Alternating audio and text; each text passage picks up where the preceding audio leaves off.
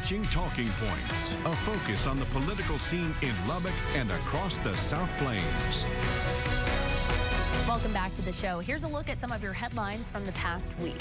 As of this week, Lubbock police have a new leader. Jerry Brewer is appointed the interim chief of the department. Brewer has been with the department since 1988, serving as a sergeant, lieutenant, and captain before becoming assistant chief. And he's got experience stepping in. He served as an interim chief back in 2015. LPD's still searching for a new permanent chief. Well, the legislative session is officially adjourned, but the governor is getting busy signing some bills into law. One big change that got his signature of approval: red light cameras, now illegal across Texas. Although cities currently using red light cameras can still use them until their contracts expire, but effective immediately, cities with those cameras that are still operating can no longer refuse to register your car if there's an unpaid red light ticket.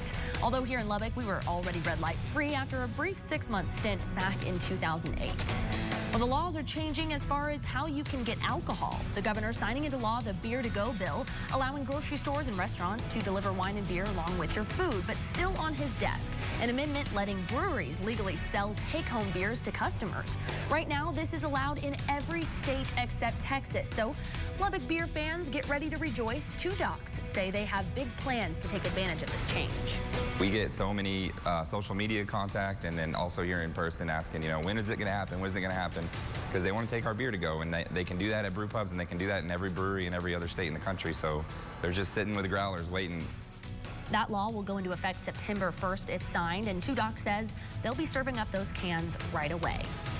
Another bill signed this past week will create a statewide telehealth center where those sexual assault survivors could get care they really need without too many barriers. Statistics show there are very few programs across Texas providing special forensic medical exams. Some experts say before this change, survivors would sometimes have to travel for hours just to seek help from sexual assault nurse examiners.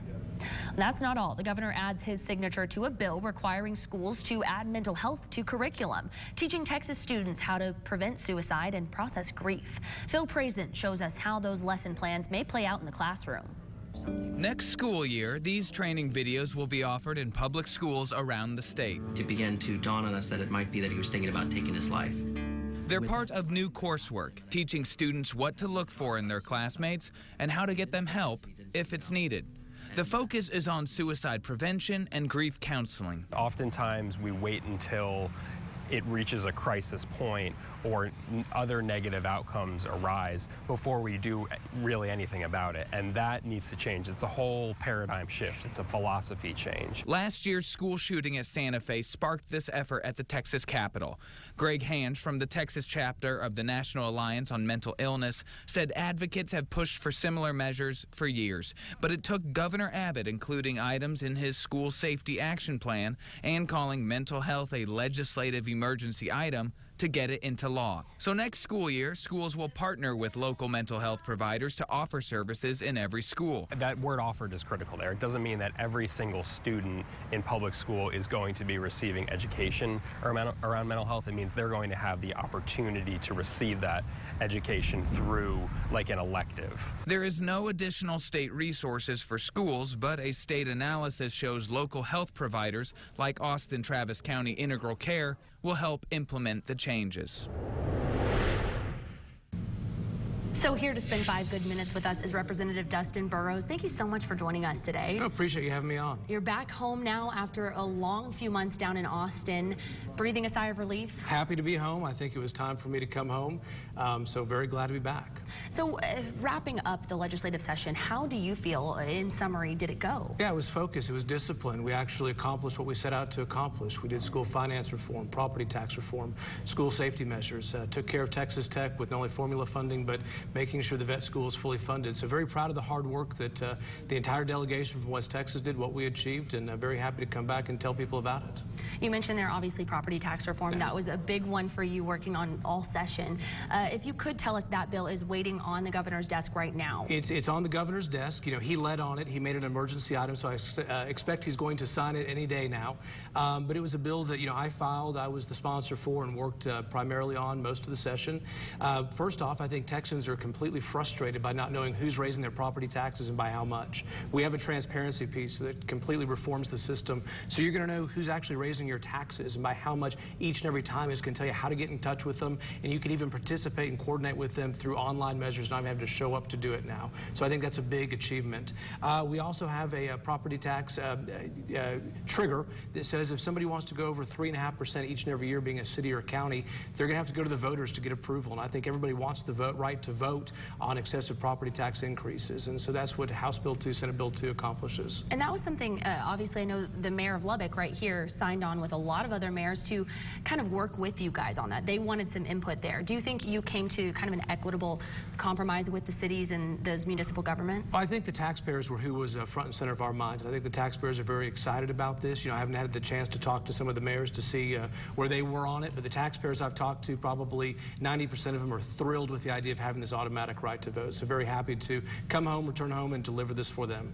So while you were working on this property tax legislation and a few other things, I know you did stumble upon something you were seeing, people's taxes being used to lobby for some different issues.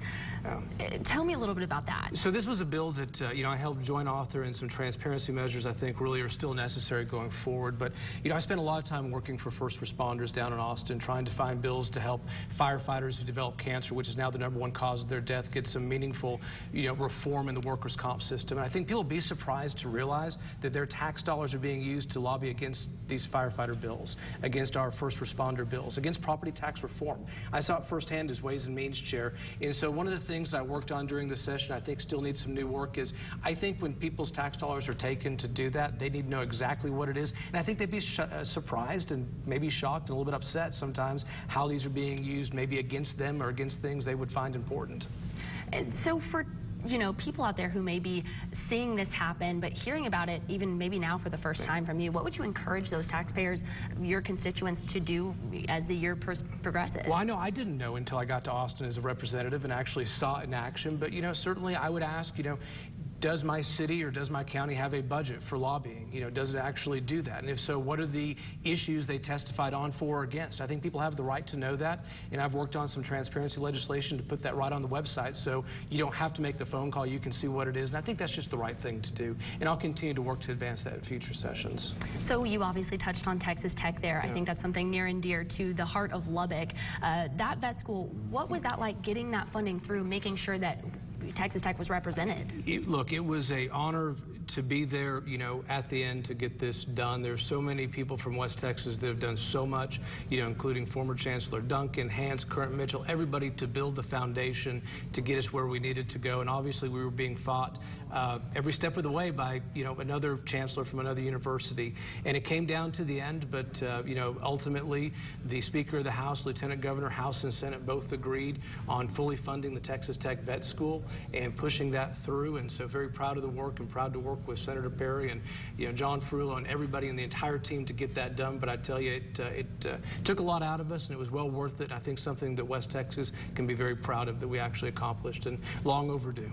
Yeah, definitely something a lot of people have been waiting on, so good to hear. Anything else coming out of the session and then heading into the summer that people need to be focusing on now? No, but look, I think that some of the big headlines are going to be school finance reform. We really did a whole lot there. There's going to be extra money for teacher pay raises, a lot of good things there. School safety. After the Santa Fe shootings, every parent, every grandparent, every person I know in Texas was committed to trying to provide better resources to stop those things from happening. And we went a long way with some good legislation this session to do that. You know, firefighters, #1 cause of death, as I mentioned, is on-the-job cancer. And so we went a long ways to actually making sure we had an overhaul of that system so they aren't wrongfully denied those benefits to their families and loved ones and survivors when those things happen. So a lot of different issues, a lot to talk about, and obviously we only have 5 minutes, but I'd love to come back and go through probably, you know, 15 other things that West Texas can be very proud about from this session. Yeah, you have to be careful because we will get you back on, and lots to talk about, like you said. So now what's next on your agenda? Enjoying a few weeks off? That's right. You know, 3 young boys, going to spend time with them. We're going to do the summer things, keep them busy,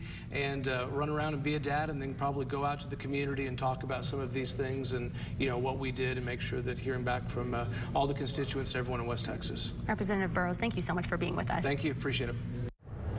Still to come, dangers still lurking in the water around the former Reese Air Force Base nearly 2 years later.